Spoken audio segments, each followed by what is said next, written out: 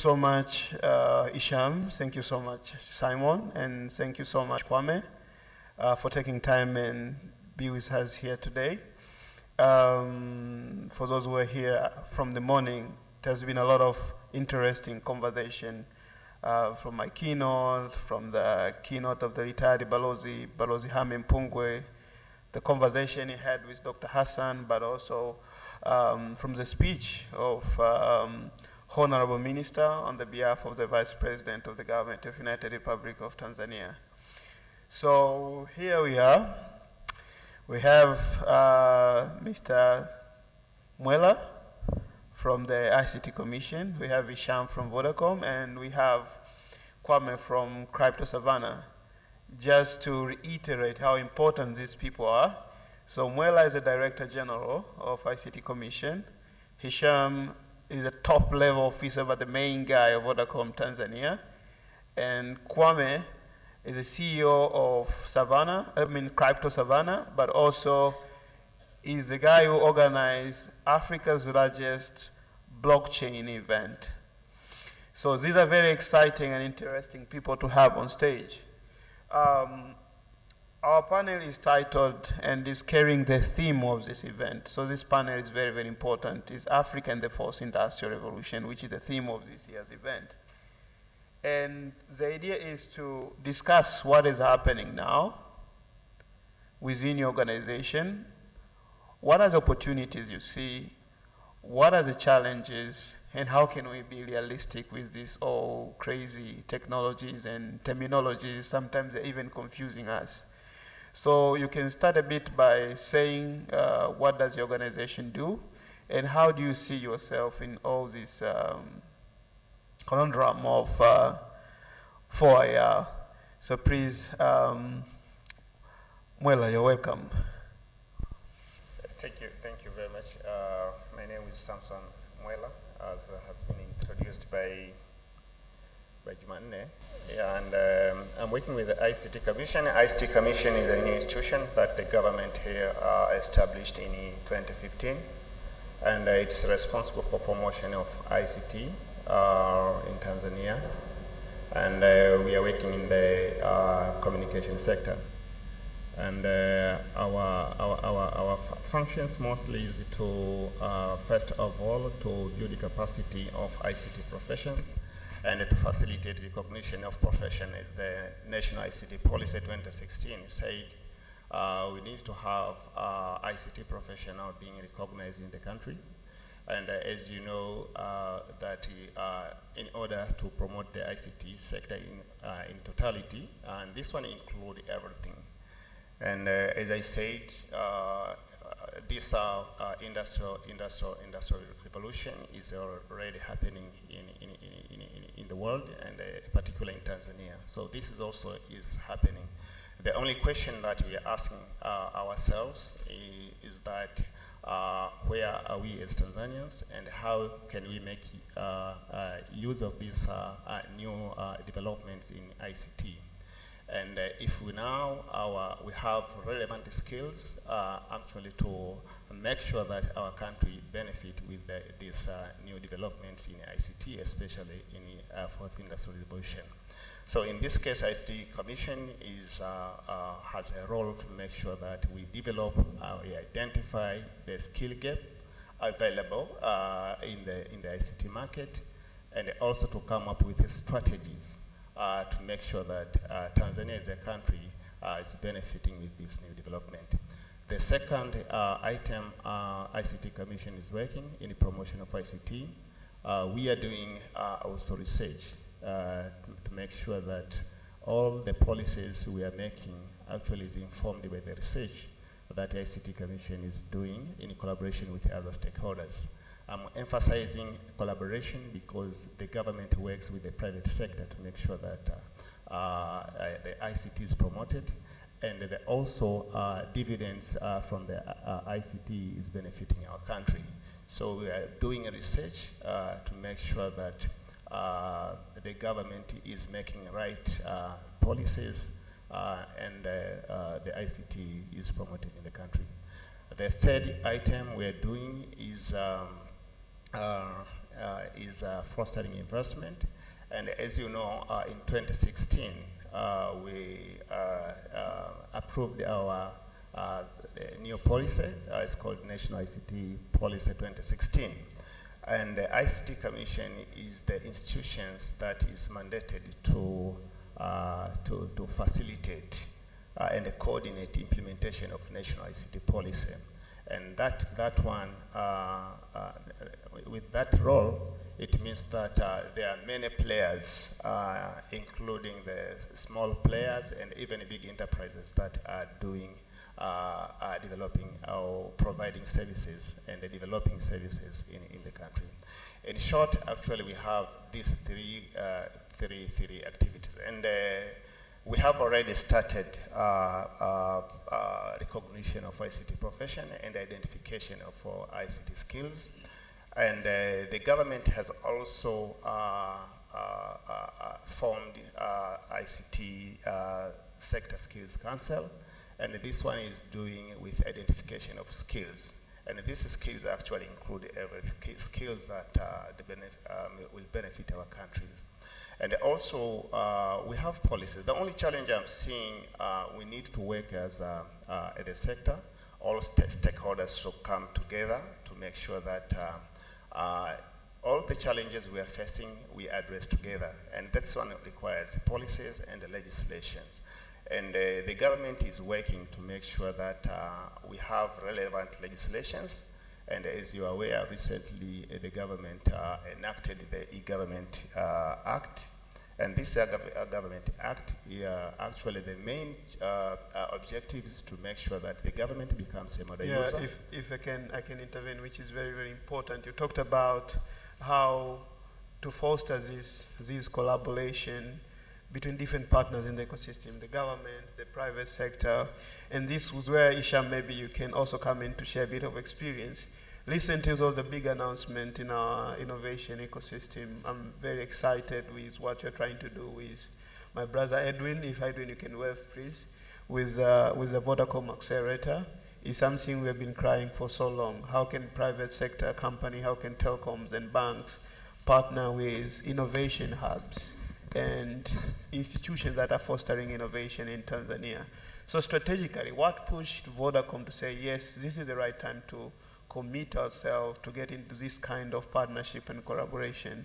And what does it mean to the national and country's effort toward fostering 4IR? Yes, thank you very much. And thanks for the audience coming to attend this panel. It's really nice to see all this great turnout today. And I'm very, when I see this great turnout when it comes to the digital discussions, it encourages all of us as we don't call ourselves as telecommunication company anymore. We say that we're a digital company and we're more of a technology company. And to your question, I think from our side, we believe there is a massive opportunity in Tanzania into the digital space. And obviously with these opportunities, there are a lot of challenges. And the reason why, and let me unpack these opportunities, and I'll get back to the digital accelerator in a second. But really, the opportunities I see, and where we see it as Vodacom Tanzania, is that there's a massive consumer need into the digital space for the amount of challenges that we face on the day-to-day level. So there's a huge opportunity into specific consumer solutions that I can tell you for all the new hubs, all the startups, there are great opportunities out there. It's just a matter of really talking to the consumers in the different regions, specifically outside Dar es Salaam. There are massive opportunities out there that needs to be digitized, right? I can give a few examples there. And secondly, is for the second opportunity I see is within government institutions, different multinationals, banks, and so on. And the reason why I'm saying that is because today, if you look at all the organizations, everybody wants to have efficiency within their existing organizations, and everybody wants to have better productivity and so on. And hence, the digital world comes in place. Now, the challenge comes here where, okay, fine, we want to go digital, where the opportunities are here and there. I think for me, the challenge here is really the mindset, right? And it starts from the leadership. It starts from the leadership of the organizations.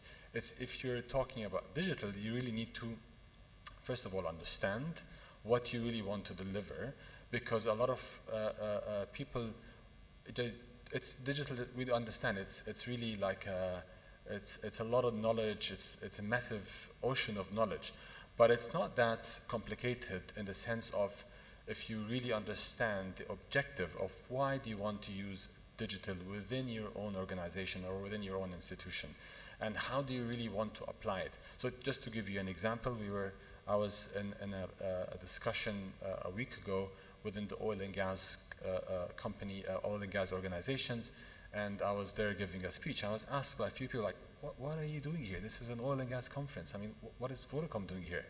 I said, no, we're actually trying to come and be relevant to actually show how could digital be relevant to the oil and gas industry. I said, like, how? So basically, it's in a simple manner. I mean, when you talk to oil and gas industry, they really don't want to waste their time. They just want to make sure that there is better productivity, cheaper cost, and so on. And then we talked a lot about connecting their assets and how can the connection of the different assets they have on the reg or they have gotten their own spaces, and how can they get better productivity out there, health and safety and connected wearables and so on and so forth. So why am I bringing all of that? It's because in different organizations there has to be a clear objectives and clear understanding why do you want to use digital and how does that really bring better efficiency and better results to the organizations. Hence, we talked to a lot of people in different hubs, and we've partnered with Smart Labs, and we thought, okay, great. We've got different type of technologies within Vodacom, whether it's our mobile money platform, whether it's our own existing platform on GSM, and we've got different kind of technology platform. And we would like to connect the different startups to these platforms and really monitor them and make sure that they are successful, because the insight that we got from different startups, we've got the ideas, we've got the thoughts, when we start, we don't know how to continue. How do we make sure that startup is profitable and so on and so forth? And hence we started this whole digital acceleration hub in partnership with Smart Labs, and Edwin is here. And so far, it's actually we're receiving over 70 applications, and the deadline is still coming up, and we're receiving every day more and more applications, which is actually exciting because we believe that from these applications, we're going to be getting a top 3 applicants where we are very happy to really get them inside our organization and coach them and make sure that they're fully connected to our platforms and bring them for a whole year of mentorship and ensure that they are successful. And what we really want to do is to apply that model consistently. So this is, I would call it a trial, a pilot, and we would like to continue doing this, but obviously with pilots you need to start small and then ensure it is successful as we go. So opportunities are huge. Yeah, if I can interfere from there, I think it's very much important to build this ecosystem and pipeline of value between partners in the ecosystem working together. It hasn't been there for so long in Tanzania. We are really excited with what is happening, the partnership between Vodacom and Smart Lab again. Dr. Blandina, so we're talking about the ecosystem, and research and development is crucial in this whole conversation. As you see, what we reflected this morning, one of the most important and crucial components is research and development. So where do you see R&D in terms of helping our ecosystem in Tanzania, but also in other countries in Africa, on realizing what kind of role research institutions should play? It's a great honor, first of all, to get invitation to join this esteemed panel and share. And also importantly, thank you very much for everybody who showed up. When it comes to research, one thing, I'm going to start with a joke. A lot of people ask me is, do you guys ever get tired of reading? Do you guys ever get tired of doing analysis? Do you guys ever get tired of sharing? And my answer to all those 3 questions, like, no, actually, we're not doing enough research, nor are we sharing enough, nor are we doing enough analysis. That's what I often tend to say. Now, if you think about what we are discussing now, it's the same thing. And in as much as Jumanne, you've posed me a question, for me, anytime I undertake any research is, how many people are we always including Are we conscious of the people that we are excluding? And what are the efforts are we undertaking to exclude? I liked your tag that you used today. You said maybe this time around it's not the Internet of Things and it's the mobile of things. And for me, maybe I will switch it around, and I see Dr. Mshinda here, and I might say like, maybe it's the literacy of things. Or maybe I'll switch it around, and I'm a woman, I'll be like, maybe it's the gender of things. So anytime you want to think about research, for me it's about inclusion. So where does inclusion come in? If we speak about sectors, I'm happy Ashram touched a little bit around the oil and gas. So who is being included, who is being excluded? Who is being welcomed to the table, and who is being kicked out of the table, and why?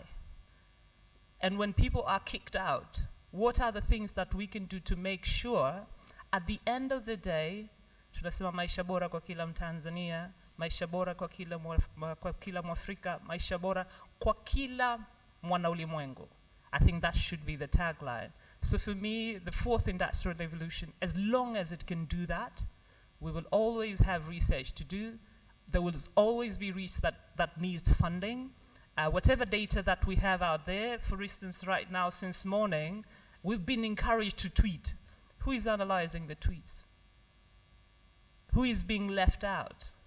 Are we sending any messages, real messages as to what we are getting out of such a thing? That's one. If we move into technology, is it that just because I'm using an advanced technology, what else can I do? And we've heard so well from Ifakara, what else can we do to really, really take on board of the people who are being excluded? So for me, as long as the data that comes out, one, is appropriate, second, comes in on time, thirdly, it's the quality that is that can be used, and then it's accessible to everybody, and everybody feels secure that, you know what, just because Vodacom shared my data, this is the amount of minutes I've been using, they're using it for policy and I feel safe with that, I think we are heading in the right direction.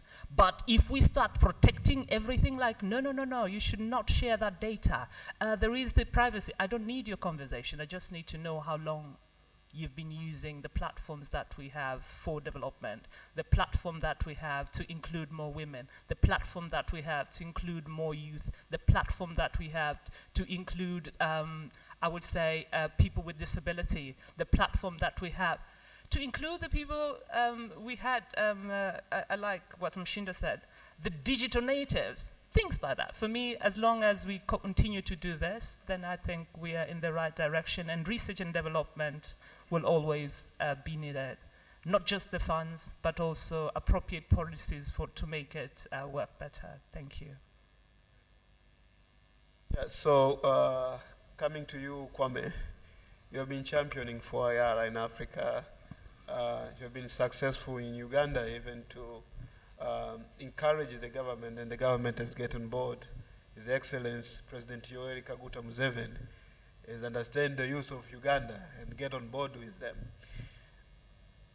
How do we ensure inclusion with this all latest and trendy technology, blockchain, Internet of Things, artificial intelligence? I just knew the Swahili meaning of artificial intelligence today, akili bandia, and all these crazy technologies. How do we really make them relevant and make sure they actually touch someone at a completely grassroots, hyper-local level?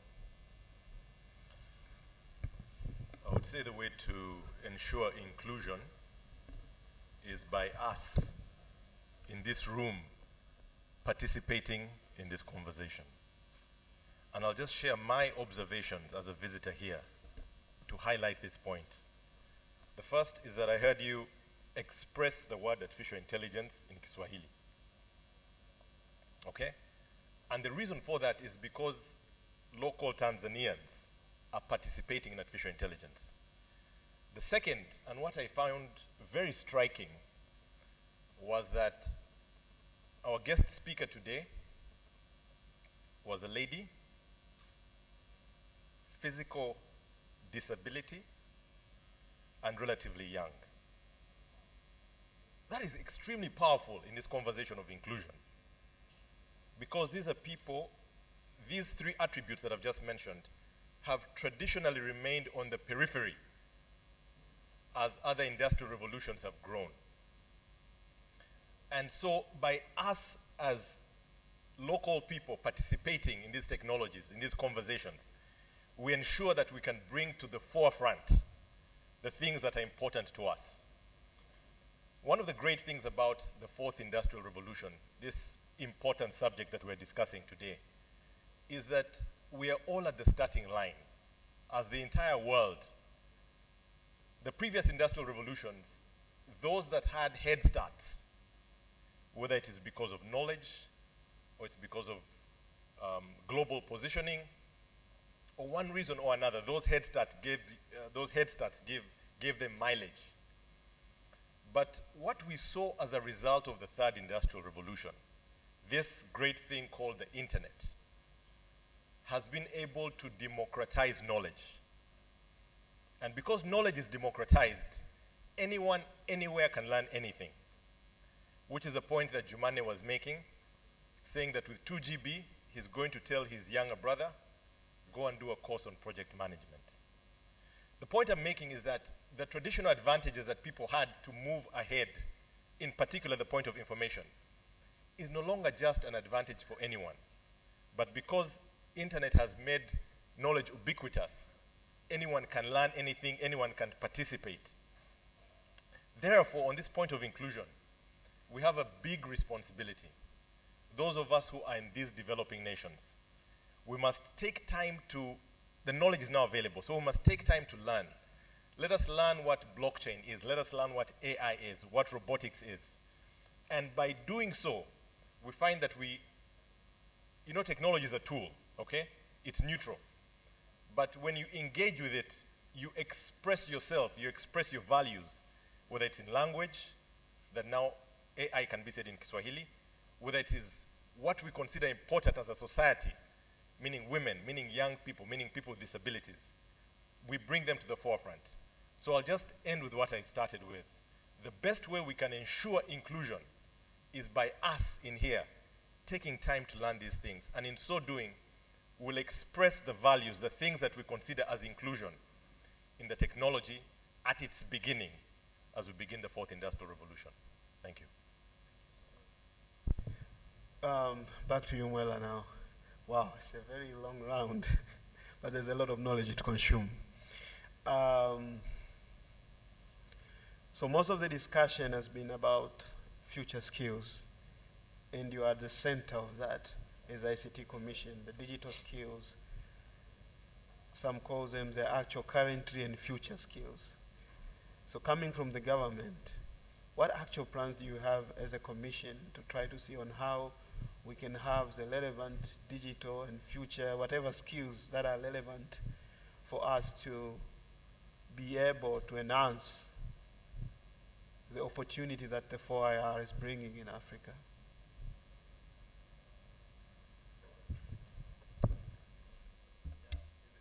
Before that, the government, we have a number of initiatives, and the first one I said, we have ICT Sector Skills Council, and I think you might be a member of that.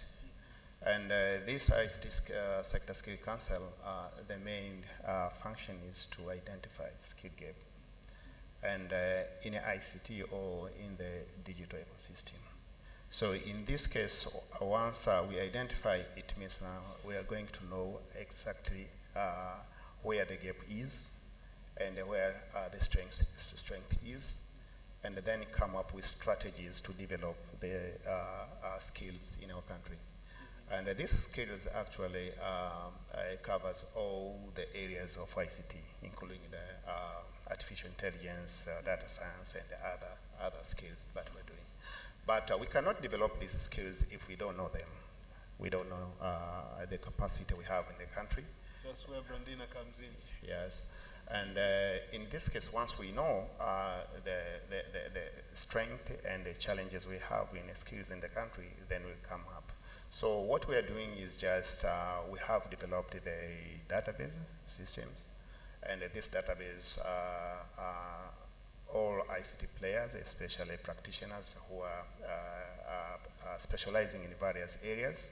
And one of the area, even the artificial intelligence and even data science are there. So in this recognition, we'll come up with a database of all skills we have in the country. And from that end, we'll come up with strategies to develop them. The third initiative we are doing is legislations. I mentioned it briefly, but as the government, actually we need to see, because we have identified that ICT is very important for the economy of our country, which the government is trying to build. And in this case, if it's important and these people are not recognized, it means it's going to have a challenge in the future skills. So the final one is collaboration. Vodacom has come up with an acceleration program, and you can see ICT Commission has an acceleration program. We have Soft Center acceleration program, and you can see other private sector and even the public sector have different types of acceleration and even incubation programs. So in this case, what I can see, perhaps we're working in isolation. So in this case, collaboration between all players, because we are targeting one person to develop these startups or to develop the local SMEs. So in this case, we have decided to come up with a coordination mechanism, and this one is going to involve all stakeholders and see how now we can develop skills. Hisham, in a very few words, what is your strategies in Vodacom to empower your current employee and upcoming employees with the challenge that 4IR might bring in your sector, the mobile sector? So just let me start with something. I think in many forums, we talked about building skills, future skills and technology and so on. Let me tell you that the skills are out there in Tanzania. It is there, right? The reason why I believe that, because they just need to get the opportunity to show their skills. What we found out is that in the last year, we have decided to change the way we work as an organization internally. And we said, we are no more gonna get suppliers from abroad, develop for us, certain solutions. We are going to localize in-house solutions, and we will bring local talent to deliver on that. And guess what? In a span of less than a year, we've managed to recruit individuals, a mix between male and females, that are super talented. They do understand coding. They do understand technology. And guess what? Solutions we used to pay hundreds of thousands of dollars are now being developed in-house. Not only that, it's also being developed in a way that is delivering cost saving to the organization. So let's put it this way.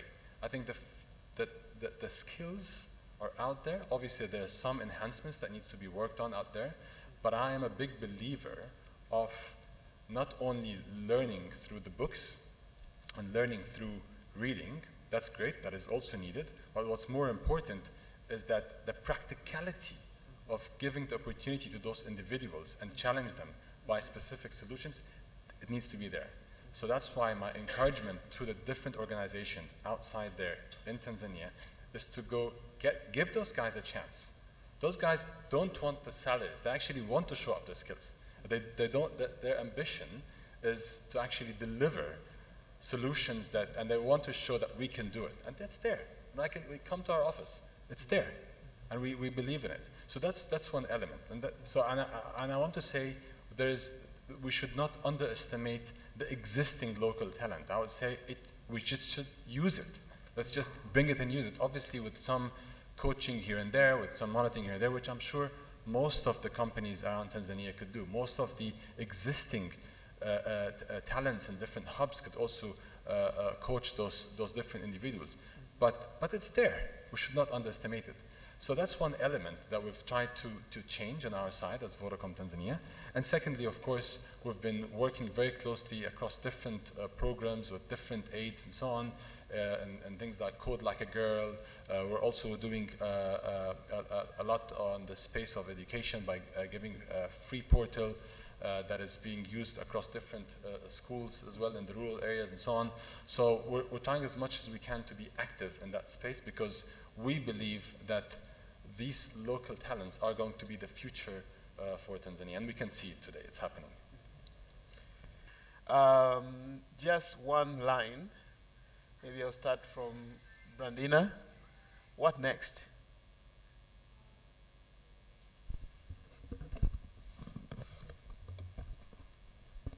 Thank you, Jumanne. I think for me, it's just to work towards having an ecosystem that produces complete data that can be used by everybody who is interested in analytics. That's, for me, is the next thing.